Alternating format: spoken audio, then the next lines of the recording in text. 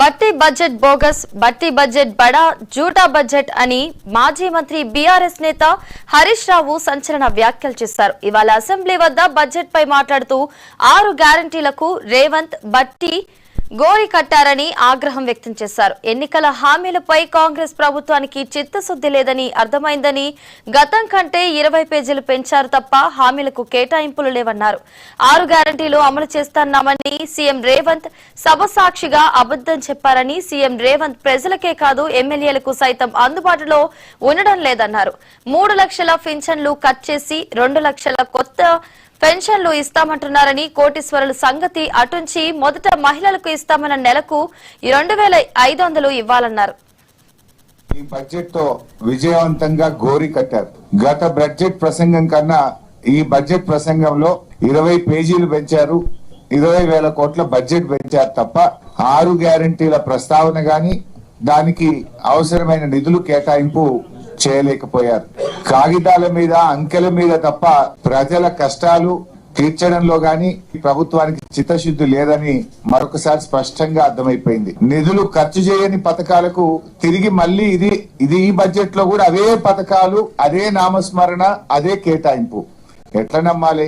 అంటే కనీసం మీ నాయకులని చెప్పుకునే మీ ఇందిరమ్మ పేరు మీద పెట్టిన పథకం, మీ రాజీవ్ యువ వికాసం అని రాజీవ్ గాంధీ గారి మీద పెట్టిన పథకానికే రూపాయి ఇయ్యలేదు, రూపాయి ఖర్చు పెట్టలేదంటే మీదంతా కూడా బట్టి బడ్జెట్, బడా జూటా బడ్జెట్, బట్టి బడ్జెట్, బోగస్ బడ్జెట్ అనేటువంటిది చాలా స్పష్టంగా అర్థమైతా ఉంది. తెలంగాణను, హైదరాబాద్ ను 3 ముక్కలు చేయడం తప్ప ఈ బడ్జెట్ లో విజన్ లేదు.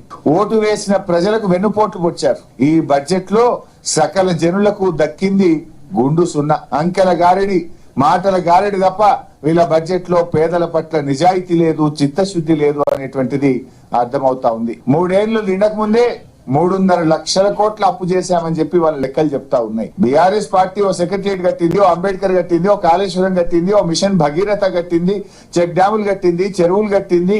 బీఆర్ఎస్ ఎంతో ఆస్తుల కల్పన చేసింది. మరి మీరు 3.5 లక్షల కోట్ల అప్పు తెచ్చి చేసింది ఏముంది?